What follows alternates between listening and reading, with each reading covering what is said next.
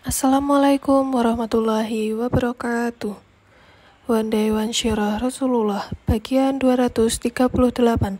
Perkenalkan, nama saya Venisa Meitevia Anastasia dari kelas 12 OTKP 1. Allahumma sholli ala Muhammad wa ala ali Muhammad. Larangan minum khamar. Hukum khamar. Minum khamar adalah perbuatan haram dan dilarang dalam Islam. Allah telah menjelaskan hukum ini secara tegas dalam Al-Quran. Khamar memiliki dampak buruk. Khamar memiliki dampak buruk bagi kesehatan fisik dan mental, serta merusak hubungan sosial dan moral. Adapun hikmah dan larangannya. Larangan minum khamar merupakan bentuk kasih sayang Allah Subhanahu wa Ta'ala kepada umatnya agar mereka terhindar dari kerusakan dan kebinasaan. Ayat tentang larangan minum khamar tidak turun sekaligus, tetapi secara bertahap. Fase awal, pada awal Islam, belum ada ayat yang secara tegas melarang minum khamar. Saat itu masih banyak kaum muslimin yang meminumnya. Turunnya ayat, Allah Subhanahu wa Ta'ala secara bertahap menurunkan ayat-ayat tentang larangan minum khamar, dimulai dengan larangan minum khamar dalam keadaan mabuk, lalu larangan secara keseluruhan. Penerapan bertahap. Proses turunnya ayat tentang larangan khamar secara bertahap menunjukkan kebijaksanaan Allah Subhanahu wa Ta'ala dalam memberikan petunjuk kepada manusia agar mereka memahami larangan tersebut dengan baik.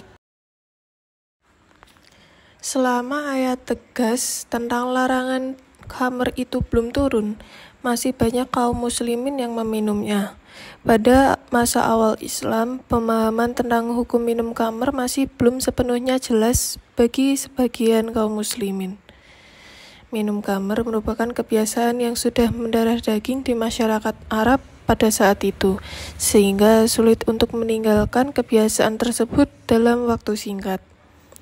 Seiring dengan turunnya ayat-ayat Al-Quran yang menjelaskan tentang larangan khamar, kesadaran kaum muslimin tentang hukum tersebut semakin meningkat.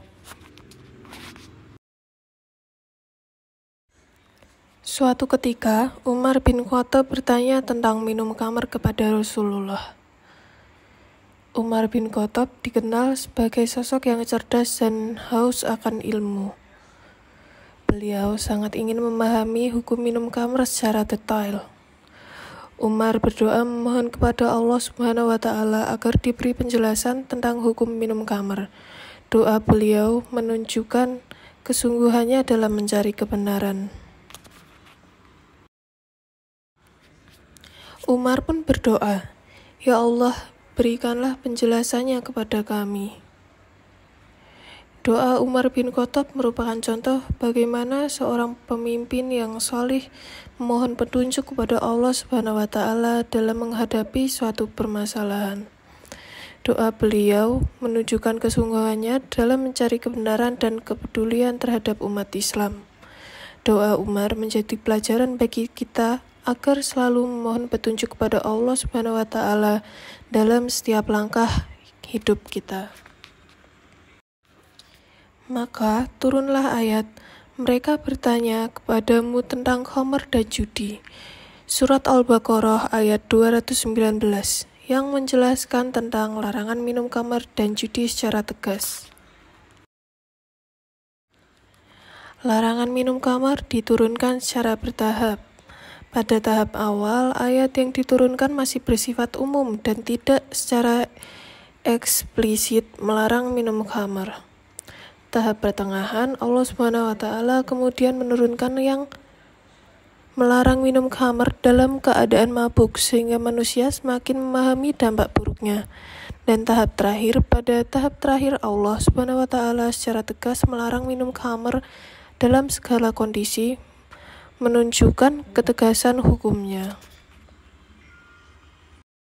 Kesimpulannya adalah Allah Subhanahu wa Ta'ala selalu memberikan petunjuk kepada umatnya secara bertahap, dengan penuh kasih sayang dan kebijaksanaan.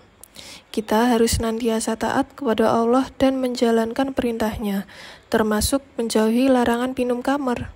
Larangan minum khamar memiliki hikmah yang besar bagi kehidupan manusia, baik di dunia maupun di akhirat. Sekian dari saya. Wassalamualaikum warahmatullahi wabarakatuh.